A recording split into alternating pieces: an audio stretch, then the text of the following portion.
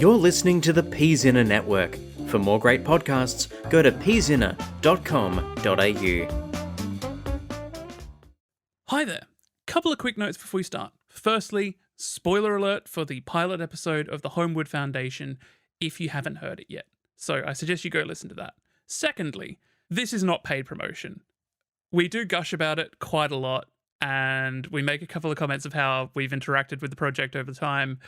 I just wanted to make perfectly clear that we are not getting anything out of this. We just really love the project and we want to see it in the world. So we hope you enjoy our episode, and we hope you enjoy the Holmwood Foundation.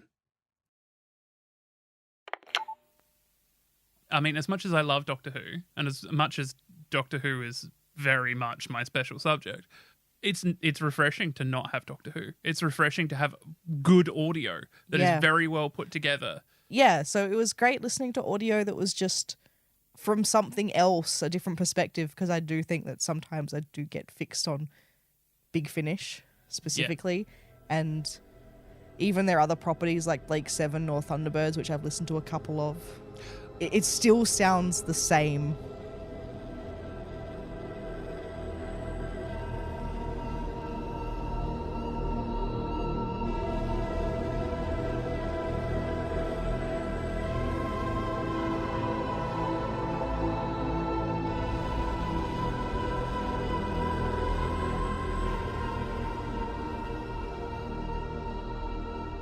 Hello and welcome to Please Attend Carefully, where we're not discussing the Master today. We're taking a break to talk about a new audio drama fiction podcast that has just come out, which is really exciting. Yes. Earlier in the year, we interviewed Georgia Cook. We did.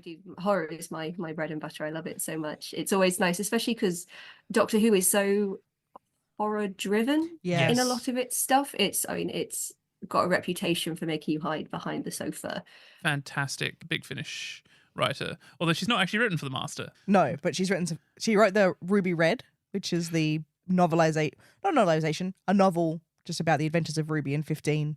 As well as some stuff for Big Finish, for the 11th Doctor Chronicles and Gallifrey War Room, and they've got a story in the new creepy 7th Doctor Karnaki box set that's coming out. Lovely. I'm very, very excited by that.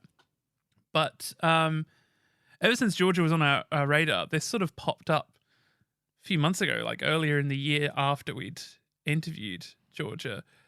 And it's sort of weird, the evolution of it, like watching it coming out. So it's called the Holmwood Foundation. It is, of course, written by Georgia and Theo Trethewey, who is another Big Finish writer. They are a couple, an adorable couple. And yeah, it's been a bit weird because, you know, we've been watching it sort of slowly build up, even to the point where, like, you sent me a casting call and, you know, I auditioned for it. Yeah. It's one of those things where, I thought it would be, you do some good voices, so, good opportunity, and we'd met Georgia, so you knew she'd be a good person to work with.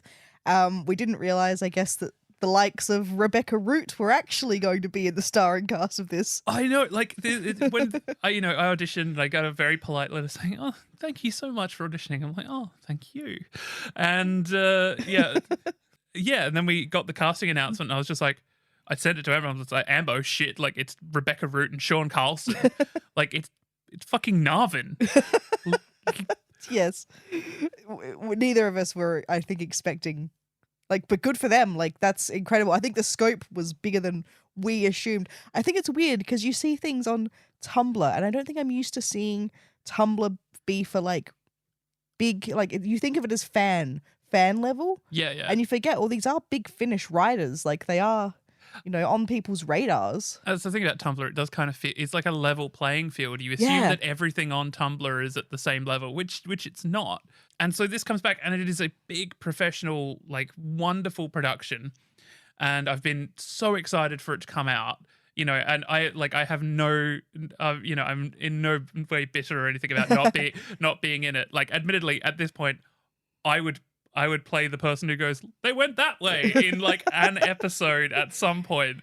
But looking at it, I'm just like, this is amazing. I've been so keen, and they've been throwing out little tidbits on Tumblr with little extracts and character illustrations. Yeah.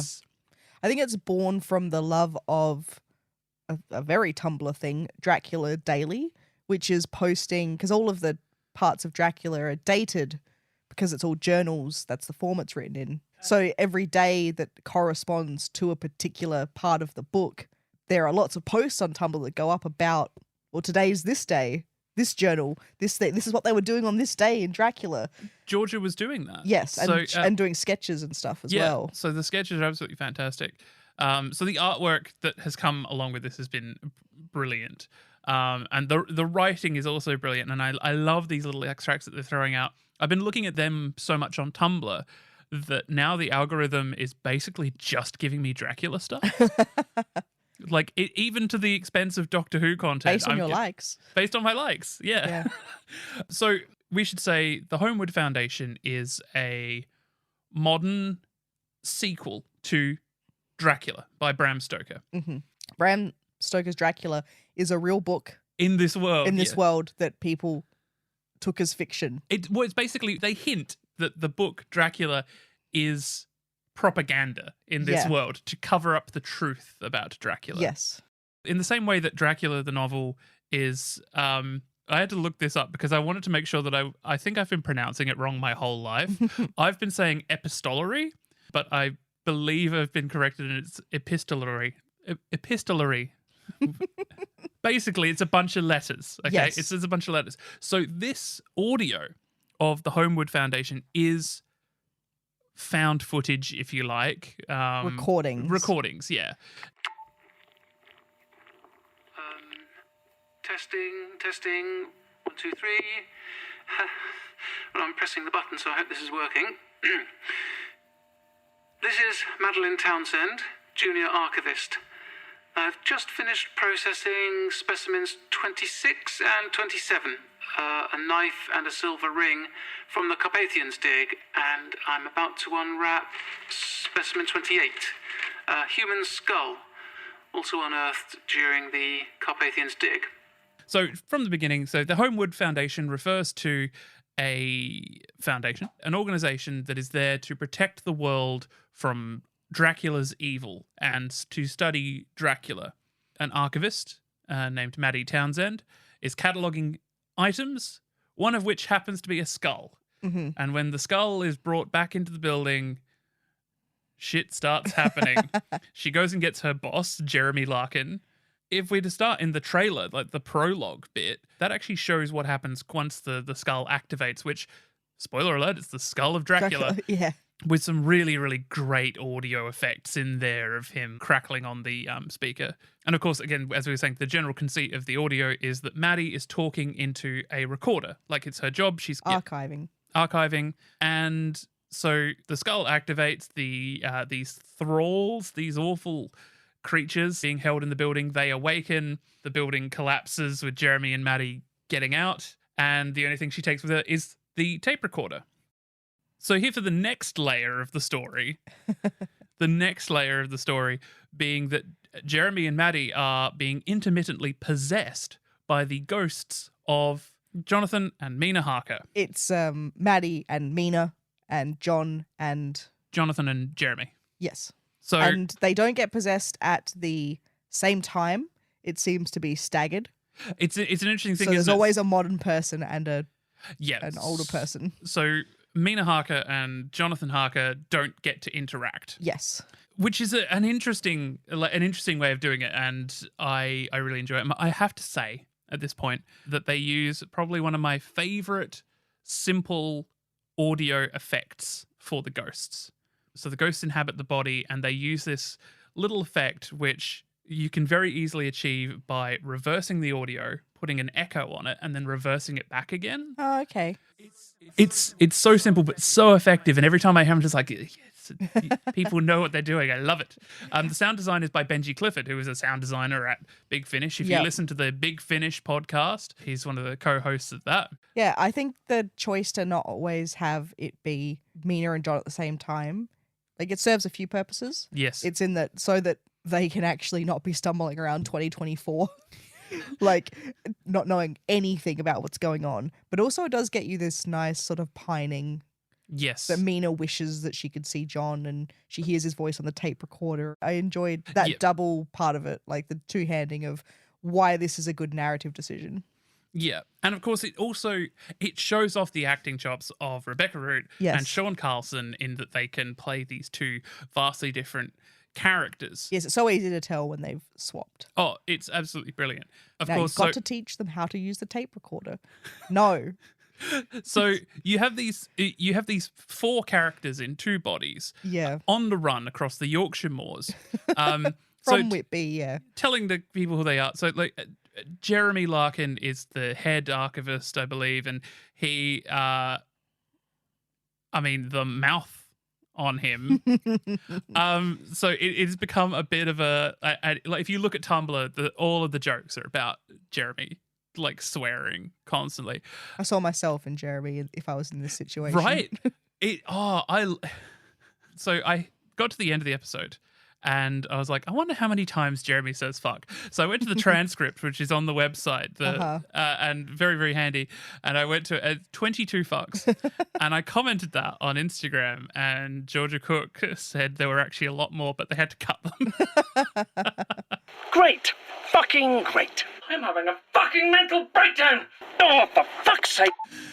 So Maddie is an archivist. Maddie is, they make holding it all together. She's let's doing be very real. well. She's the only reason this is working in the narrative. Like, she is like, okay, we need to do this, and then we need to do this. I've got a system. The system works.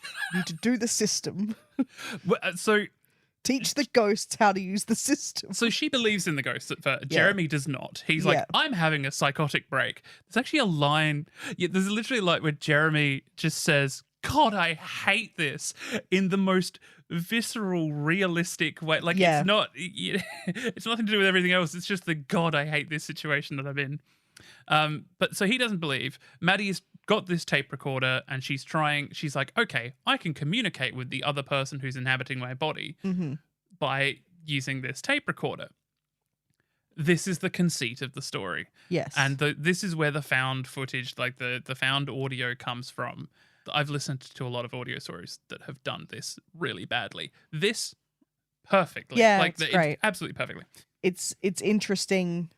Like, you don't, at first I was like, okay, I see what you're doing, but it quickly sort of, you stop thinking about it in terms of like, oh, they've always got the record button hit, but it seamlessly and effortlessly does this. This is where this shines, and it gives it a reason, because it's, it's one of those things with when making film, it's fun to do narratively these things, but does this story need that? Like, and this one narratively needs it, so it goes hand in hand with the meta form. Yes, absolutely. And the thing is that, they've come up with a good idea that actually stands up against, like, plot. And I think it's funny that I listened to this back to back with a Dark Gallifrey Big Finish audio, which I despised. And then I listened to this and went, yes, that was bad. That was bad. It wasn't me just like in a bad mood. This is good audio. I'm enjoying this. It's really great. It's a very good narrative bit compared to that awful narrative bit that I just listened to. You don't have to include that in here. No. I like it. It's a praise. It's like, it is praise. This is up here. This is definitely very incredible quality. I feel it's okay when you say it. I feel, and this probably says more about me than it does about anything, is because I get the feeling that either Georgia or Theo may listen to this episode, and it's not often I have the foreknowledge that someone who I'm doing a podcast about is actually going to listen to it. So I worry that I'm going to either be overly critical or sound like a massive simp, and I don't. But we will carry on. So they're on the run from these thralls. They don't want to go to populated areas because they don't want to hurt anyone. Yes, but they figured out that they probably need to make their way to London because there's another Holmwood Foundation building there. Yep. So they should get to that if they can. So this being a sequel to Dracula, I feel like at this point, I should mention I've not read Dracula. I, like some of the archivists, have sat down and watched so many different versions of Dracula over the years, whether it be played by Bela Lugosi, Christopher Lee, Leslie Nielsen. Which is interesting because I studied Dracula at university. Yes, well, not all of us went to university, Amber. So we're at the opposite ends here. Never seen it, had to force to study it. So I'm sure that going through this, I'm going to read the book now because I want to appreciate this podcast more than I already do. Mm-hmm. But I'm sure that there are references that shoot past me while this is going, yes, this is happening on what day? I don't care what day that is. Like, I feel like sure that that's what's... Like, the foundation building they're in is in Whitby, which is, of course, where the Demeter landed. And what the building they were in was the Lucy Westenra building. I would be interested to know what date the 24th of June is in the book. Yeah, exactly. I can't remember, like, it's been so long. So, but the thing is, I suppose that's a good point. Like, you know quite a lot about Dracula because you studied it. I know only what I've got from pop culture. Yep. So I think we're two different types of fan that listening to this can still both appreciate it. Yes. I mean, as an audio fan, as just a plain ordinary audio fan, I listened to it and I loved every second of it. The most recent Dracula adaptation I've seen is the Stephen Moffat, Mark Gatiss one, which also has a medical foundation facility organization set in the modern day, set to take on Dracula. Although I believe that's just called the Harker Foundation in that one. The most recent Dracula-related pop culture thing I've seen was Renfield, starring Nicolas Cage and Nicholas Hoult. And I love that it. movie. Yeah, it was really good. I am excited. It's totally off topic. There's the remake of Nosferatu, which also has Nicholas Hoult in it, and I'm really excited to watch that. Because I also studied Nosferatu at university. So a lot of I think that's how they make people excited about the courses. Like, and you get to talk about vampires in your essays. Oh God. So one of my favorite parts in this audio is they cut to a news segment, which is also very in keeping, like a news reporter reporting something. Because I think there might be news articles or newspapers in the book. I can't quite remember. I love that they get one of the most like general public talking head bits where he's just like, oh, I reckon I saw this. They said it was a gas explosion inside the foundation, but they would say that, wouldn't they? And it's just like the most tell us your reckons kind of punter. Tell us what you reckon. Yeah. Robert Swales, 26, told us he was in his home when he heard a loud bang outside. Yeah, so I thought I heard something weird outside, right? Like this loud thud. So I ran onto the street and all these car alarms were going off. So yeah, that newscast, the character of Robert Swales, played by Luke Condor. I love every little bit of this. The set pieces are, like, for a pilot, like, it gets you going, right? It makes you want more.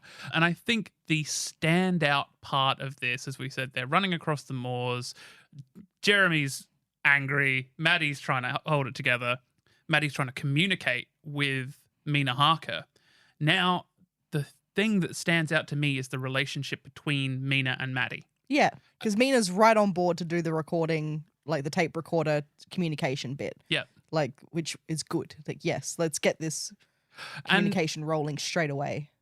And Maddie has to broach the subject in a very sort of brave way about the fact that she is a transgender woman. Mm-hmm. And she says it in a very sort of brave, forthright way, but you can tell there's that trepidation of, I'm talking to someone from the 19th century. And, you know, she has to be very vulnerable as well. She has to be like, look, we're going far away from society. I kind of need to have my hormone patches changed. Can we do something about that? And I think it's just the beautiful writing in Mina's acceptance of that. That's... I had a tear in my eye when I was listening to it. It was nice. One thing that strikes me about this is the fact that the writers and everyone involved with the production have taken a very, very strong, sensitive line. So, for example, there are content warnings at the beginning of the episode. Very, very in-depth content warnings, which are fantastic. Well, they know who their audience is. They know what audiences they're pitching this to. Like, yeah, exactly. And the thought, I suppose, like having a transgender character in this, I suppose in other media, not written by as good writers as this, might use that as an excuse to treat that character badly, to show the awful things that happen to that character because they're in an awful situation. But the awful situation is totally detached from that. yes. That is something that is happening, and it's going to be that is part of life, and that's basically that's going to be okay. We're going to do everything we can to make sure that that's okay. Yeah.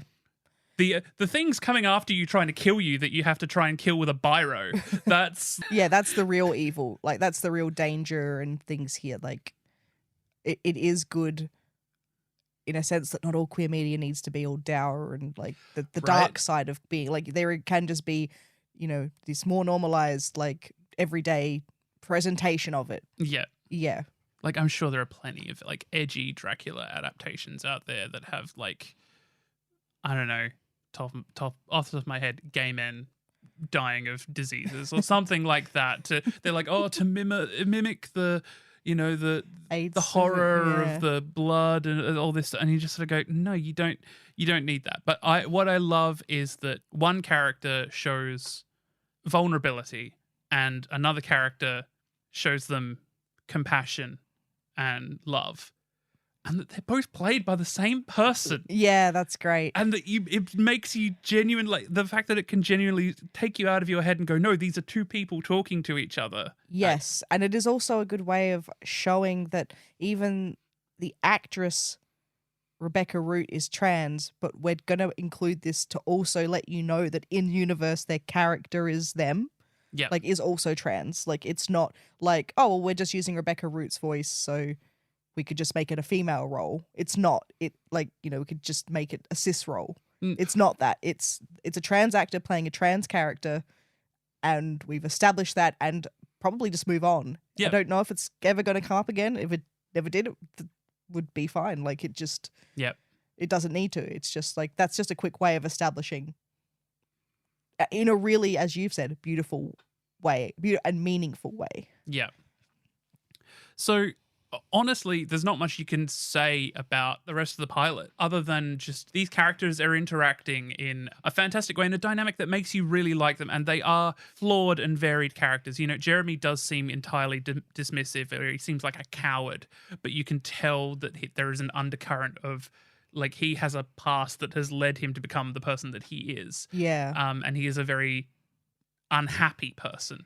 Yes. I love how it uses, they each get one phone call. They've got enough change in their pocket to make a phone call once each on a payphone, and the choices they make Yes. for their phone calls and are really great summations of their characters. Yeah, and I don't want to go into too much what the specifics of that are, because I feel like, I don't want to, at the same time, like, I don't really want to give too much away, but then again, it is a pilot that you guys can go and listen to whenever you want. But that scene, the phone box scene, was illustrated by Georgia on social media, and it is beautifully composed, just the phone box with the fuck just above it. And I took one look at that and I'm just like, well, that's a tattoo. This call may be recorded for training and monitoring purposes. Please press 1 to continue. Oh, come on, please work. Please fucking work. So, look, this has got a lot of Big Finish pedigree in it. Yeah. Directed by Samuel Clemens, as well as, Theo and Georgia and Benji Clifford. We didn't get to hear much of Dracula, just like the little couple of lines. But again, as we said, they're huge with representation, obviously, in this podcast. They're doing everything. Basically, they are the example. They are setting the example for everyone else. Yeah. So their Dracula is played by a Romanian actor called Attila Puskas. I hope I pronounced that correctly. The problem I have with this is that I genuinely love it. Yes. Like, I genuinely love it. And it's been something that's been coming for such a long time. And the fact that I am acquainted with the people who made it, and the fact that, I auditioned for it, but I genuinely loved it. And I worry that my genuine enthusiasm is going to come across as me like trying to fish to be part of it, which I'm not. I mean, I would do it in a heartbeat, but I love this so much and I want more. So there's a Kickstarter out. Yes, which you can back. Which you can back. I am planning to back when I get paid. I keep going up and down about which like tier I'm going to get, but I kind of want the Foundation Archivist one just because there's like a Foundation pass, and I'm just like, oh, I'm a sucker for a prop. I'm a sucker for a prop. As well as stickers and stuff like that. Mm-hmm. I'm going to back it because... Is there a tier you can back that will get you a part in it? Can you pay your way in? I can't pay if they won't have me, I'll force them to have me. Jesus Christ. Hold on. I have it open on my phone. So, Jesus Christ, what they must think of me. It's all I have to say on that one. At least they're thinking of you.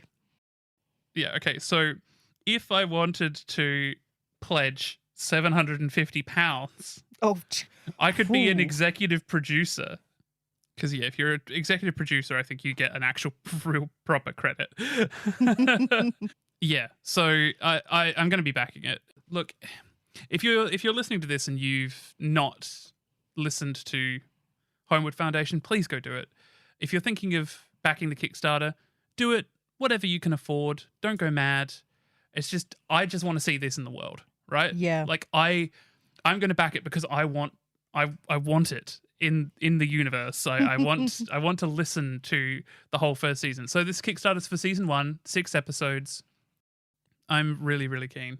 Yeah, and it was refreshing. Like I said, I was struggling with some Big Finish that I was listening to, and then listening to this really was like, nope, it's not me. I'm not losing interest. Like, this is really good. I'm really into it. You know, it's really refreshing. It's refreshing to not. I mean, as much as I love Doctor Who, and as much as Doctor Who is very much my special subject, it's refreshing to not have Doctor Who. It's refreshing to have good audio that is very well put together. Yeah, so it was great listening to audio that was just from something else, a different perspective, because I do think that sometimes I do get fixed on Big Finish specifically, and even their other properties like Blake 7 or Thunderbirds, which I've listened to a couple of, it still sounds the same. Yeah. So Series 1, kickstarting right now. It'll be 6 episodes. And they have so many different Kickstarter awards, and they've got so much content. And also, if you like the content, go to their Tumblr if you haven't already and read through all of the stuff. They're really fantastic. Like Georgia and Theo, I really cannot congratulate enough on such a good job, right? Yeah. And they've said that if season 1 goes well, then they have season 2 and 3 planned.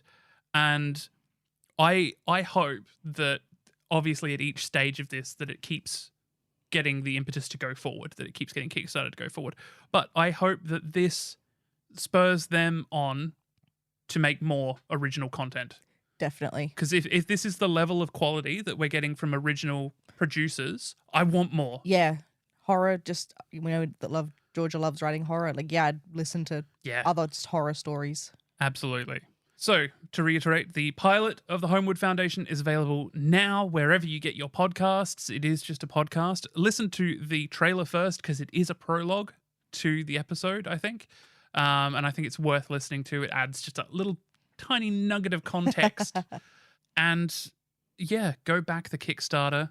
And if you're a Holmwood fan and you're here because we're talking about the Holmwood Foundation and you've not listened to any of our other episodes, we've done a whole year's worth, so you can go back and listen to some of them. Yes, please. But as it is, I'm going to go kickstart this, and I hope you will too.